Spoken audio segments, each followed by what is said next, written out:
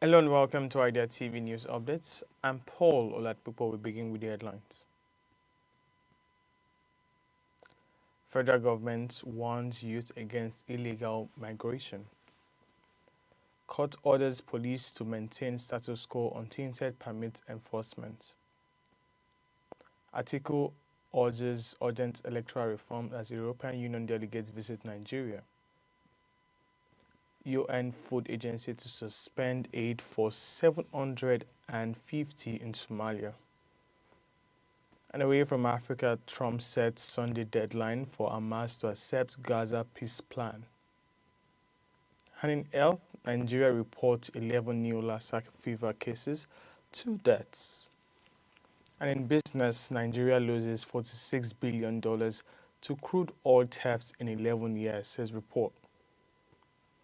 And in sports, Super Eagles announced squad for crucial World Cup qualifiers. And now we go to the news in full.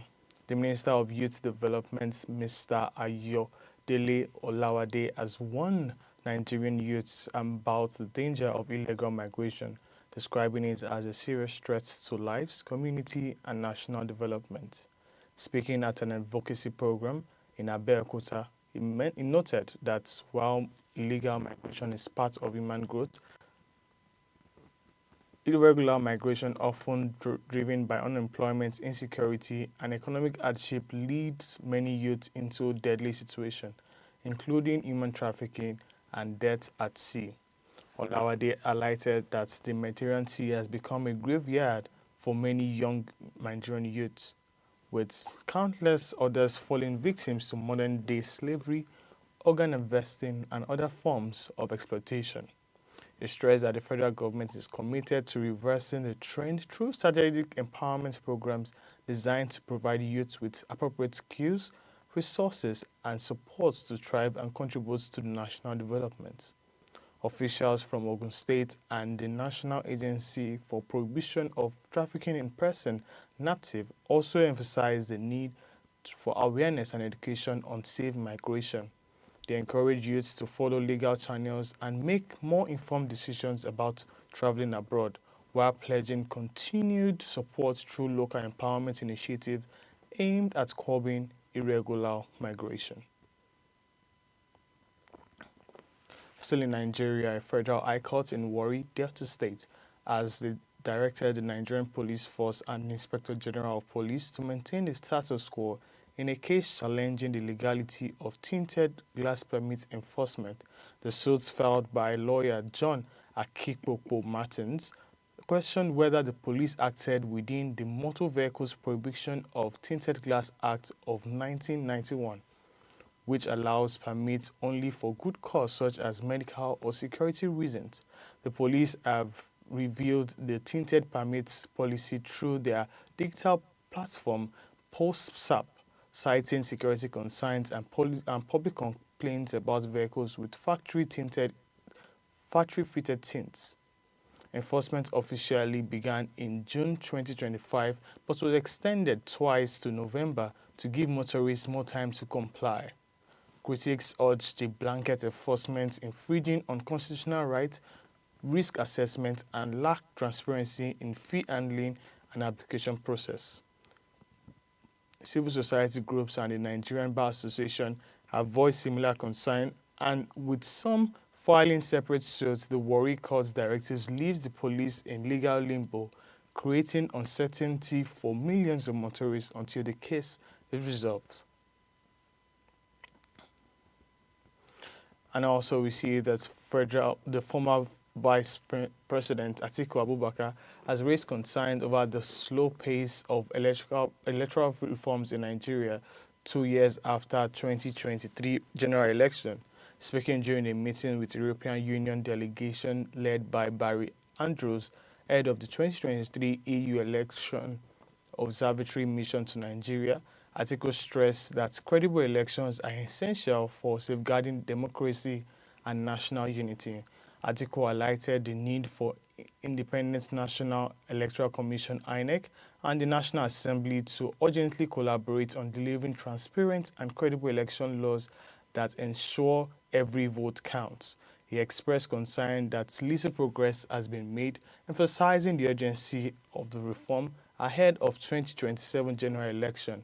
The former vice president pledged continued support for civil society groups and international election observers in pushing for genuine reforms. He reiterated that only through credible election can Nigeria secure competent leaders capable of ensuring national unity and sustainable economic prosperity. Now, moving on, the United Nations World Food Programme, WFP, has announced to reduce emergency food assistance in Somalia from 1.1 million people in August to 350 by November. Citing critical funding shortfalls, the decision comes as the country faces compounded effects of climate change conflict and chronic food insecurity, leaving millions at risk of starvation. According to the UN, 4.6 million people in Somalia are experiencing crisis-level hunger, with 1.8 million children projected to suffer acute malnutrition this year. Of these, 421,000 children are at risk of severe malnutrition, yet the WFP has only been able to reach about 180,000 due to limited resources and ongoing insecurity, including areas controlled by militant groups like Al-Shabaab. The WPF warned that urgent funding is needed to sustain life-saving operations for vulnerable population through the lean season until March 2026. The agency estimates $98 million of hostage within 72 hours, Hamas disarmament, and a gradual Israeli withdrawal followed by a post-war transition authority led by Trump. Hamas officials have said they need more time to study the proposal and have expressed concern over key clauses including disarmament, the terms of Israeli withdrawal, and assurance against assassination attempts. The group is reported divided between leadership in Gaza and abroad, with differing view on whether to accept the plan unconditionally or with amendments.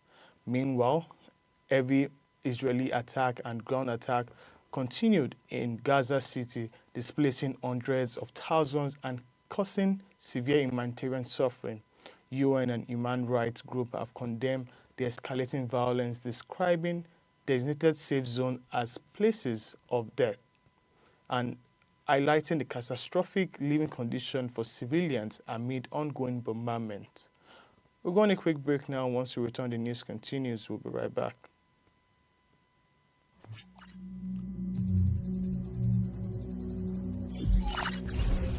Smart apps. Smart apps leverage AI and machine learning to provide personalized user experiences and automate tasks.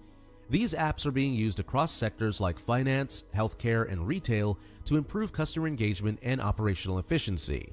For example, smart investment apps offer tailored financial advice, while healthcare apps assist in diagnostics.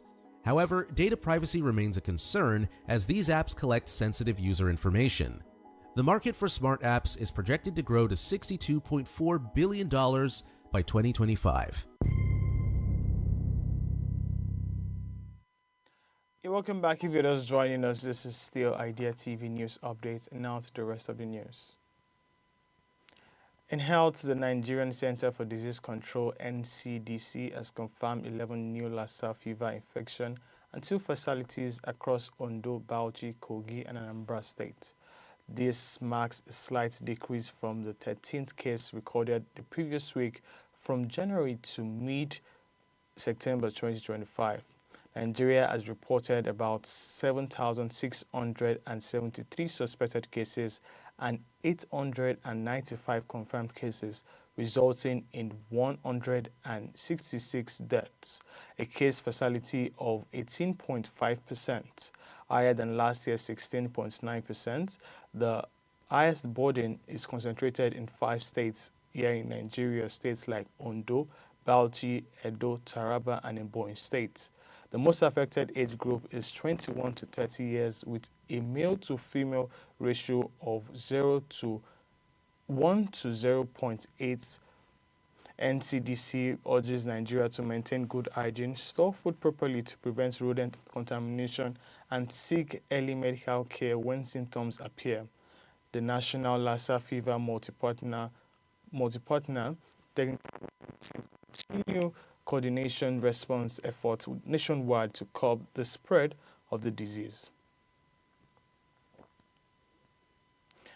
And in business, Nigeria lost about 619.7 billion barrels of crude oil valued at $46.16 billion to theft between 2009 and 2020, a new report by the Fair Finance Nigeria FFNG coalition has revealed.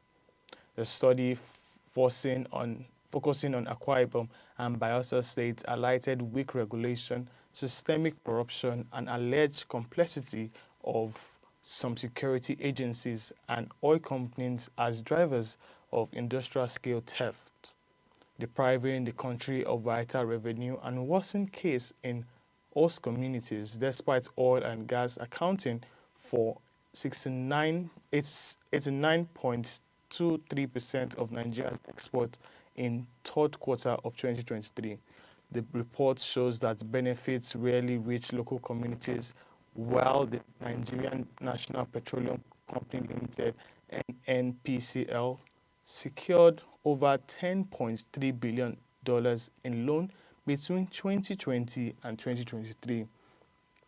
Environmental degradation, economic exclusion, and poor governance continue to affect oil-producing areas.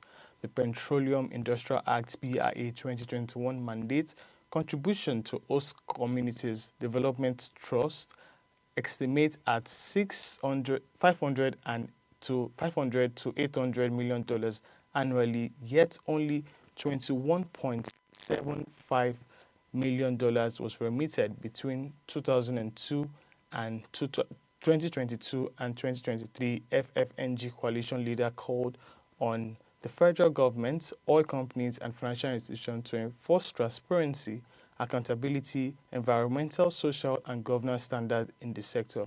They also emphasized that crude theft is not only a national revenue issue, but also a major driver of poverty, environmental damage, and community grievance, urging urgent action to secure a sustainable future for oil-producing regions.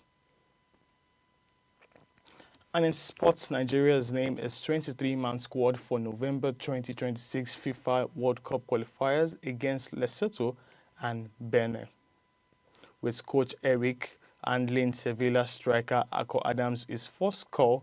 Captain William Trust Ekong leads the team with returning players such as Semi Ajayi, Temi Murphy, Alassane Yusuf, and Olakunle Olusegun, joining key names like Victor Osimhen, Ademola Lookman, and Samuel, goalkeeper Stanley Wambeli, and defender Bruno Oyemachi, Bright Osai, Benjamin Frederick, and Callum Bassey completes the lineup.